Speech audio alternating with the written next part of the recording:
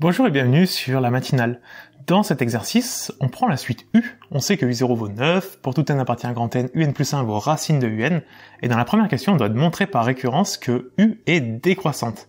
Déjà, quand on veut faire une récurrence, il faut énoncer la propriété. Et là, on n'a pas de chance parce qu'elle n'est pas énoncée clairement, donc c'est à nous de la créer. Notre Pn, si notre suite U elle est décroissante, ça veut dire que la valeur d'après est plus petite que la valeur précédente. Donc on doit montrer que U d'après, UN plus 1, est plus petite que la valeur précédente, que UN. Et tant qu'à faire, comme notre suite existe partout, pour tout n appartient à grand N, celui-là. Maintenant qu'on a la propriété, on peut faire notre récurrence. La première étape de la récurrence, c'est l'initialisation. On vérifie la propriété au rang initial. Donc on va voir, est-ce que P de la première valeur de n appartient à grand N. Grand N, c'est 0, 1, 2, 3, 4. Donc la première valeur, c'est 0. Est-ce que P0, elle est vraie? On veut donc vérifier. Si on remplace tout le n par 0, ça nous fait U1. Est-ce que U1 est plus petit que U0? U0, ça va être facile parce qu'on le connaît. Il vaut 9. U1, qu'est-ce qu'il vaut? U1, c'est le suivant. Donc U, le suivant, égale racine du précédent. C'est la formule de notre suite. Donc U1, c'est racine de U0. Autrement dit, racine de 9. Et donc on trouve 3. 3 est bien plus petit que 9, donc ça, c'est OK. La propriété P0, elle est vraie. Donc l'initialisation, elle est OK. Après l'initialisation, on a l'hérédité. À l'hérédité, et là c'est très important de prendre le temps d'énoncer à la fois ce qu'on suppose et à la fois ce qu'on veut. Nous, on suppose que la propriété, elle est vraie à un rang K entier, plus grand que le premier tant qu'à faire. On a vérifié à 0 que ça marche, on va pas recommencer. Donc, tant qu'à faire, on va supposer que PK est vrai pour K entier strictement plus grand que 0, strictement plus grand que celui qu'on a déjà vérifié. C'est important de le prendre entier, bien le préciser parce que, vous voyez, on n'a jamais des U1,5, U1,7, on a des U0, U1, U2, U3, on n'a que des U numéros entiers. Parce qu'en fait, le numéro, l'indice du U, c'est juste un classement. C'est pour dire, celui-là c'est le numéro 0 dans le classement, celui-là c'est le numéro 1, etc. Quand il y a une course, il n'y a jamais des numéros 7,9. Il y a toujours numéro 1, numéro 2, numéro 3, etc. Donc on le prend bien entier. Et donc, on va énoncer ce qu'on a. PK, c'est notre propriété du dessus en remplaçant tous les n par des k. On va donc avoir UK plus 1 plus petit que UK. Ça, c'est ce qu'on suppose. Et nous, on veut vérifier, est-ce que la propriété, elle est vraie au rang suivant, donc au rang K plus 1. On veut donc PK plus 1, donc qui va correspondre à UK plus 2 plus petite que UK plus 1. On remplace tous les k par des k plus 1, comme on veut PK plus 1. Donc ici, UK plus 1 plus 1, ça fait K plus 2, et là, ça fait UK plus 1. Et donc, on veut ça. Est-ce que c'est vrai? C'est la question, c'est ce qu'on doit démontrer. Maintenant qu'on a posé les bases, nous, on veut passer de cette inégalité-là à celle-là. Quand on regarde nos deux inégalités, on se rend compte que le UK plus 1 est devenu UK plus 2, donc on a calculé celui d'après, et le UK est devenu UK plus 1, on a calculé celui d'après. C'est assez facile parce qu'on sait que celui d'après est égal à la racine du précédent. Donc on va partir de ce qu'on sait.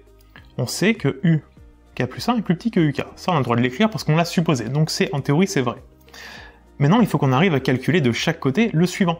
Si je connais UK plus 1, pour avoir le suivant, je sais que le suivant c'est racine du précédent. Donc mon UK plus 2 ça va être racine de UK plus 1. Donc là ce qu'on va faire c'est qu'on va mettre racine carrée. On va appliquer la racine carrée des deux côtés. Racine et racine. Et là on fait attention à une chose. Quand on applique une racine carrée, quand on applique une fonction en général, si la fonction est croissante, on conserve l'inégalité, donc l'inférieur reste inférieur. Si la fonction est décroissante, on inverse l'inégalité. Sauf que la racine carrée, c'est cette fonction-là, qui est croissante. Donc on conserve l'inégalité. On peut le préciser ici, sur une copie, je pense pas qu'en termes on vous le demande, mais si on fait des belles maths, c'est ce qu'on vous demandera. Et en post-bac, c'est ce qu'on voudra savoir. Là, il faudrait préciser par croissance de la racine. C'est cette phrase qui justifie le pourquoi on a conservé le inférieur. Et si on avait par exemple appliqué la fonction inverse qui est décroissante, on aurait mis par décroissance de la fonction inverse et on aurait mis un supérieur ici. Et ici, racine de UK plus 1, c'est UK plus 2. Racine de UK, c'est UK plus 1. Ça en fait, c'est la propriété qu'on voulait. UK plus 2 plus petit qu'UK plus 1. Et donc, PK plus 1, elle est vraie. Terminé. Et la dernière étape de la récurrence, c'est la conclusion. Pour la conclusion, moi je vous conseille simplement de reprendre la propriété de départ, donc ici montrer que c'est décroissant, et donc de mettre un on a donc. On a donc, alors on peut enlever le Pn, mais on a donc, pour tout n appartient à un grand N, un plus 1 plus petit que un, et on peut mettre aussi en français, on a donc la suite u qui est décroissante sur n. Dans la deuxième question, on va devoir montrer que pour tout n appartient à un grand N, un est compris entre 0 et 9. Ici, on pourrait faire une récurrence avec une double inégalité, comme ça se ferait très bien. Mais on peut faire beaucoup plus simple. On vient de montrer que la suite u était décroissante. On sait que la première valeur de u c'est 9. Si elle est décroissante, forcément, un est toujours plus petit que 9. Donc là, on peut dire u0 égale 9, et u est décroissante sur n. Donc c'est évident que pour tout n appartient à un grand N, si je pars de 9 et que je descends tout le temps, je serai toujours en dessous de 9. Donc pour tout n appartient à un grand N, un est inférieur ou égal à 9. Donc en fait, cette partie-là, on l'a déjà démontrée. Il nous reste à montrer l'autre partie. Est-ce que c'est toujours plus grand que 0?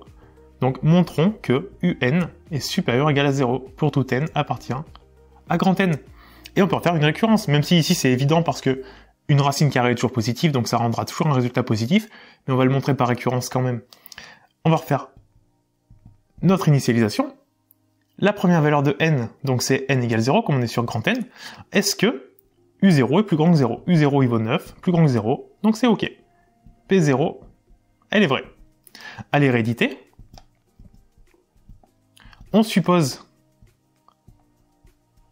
que pk est vrai, donc on suppose pk, toujours pour k entier strictement plus grand que la première valeur, donc plus grand que 0.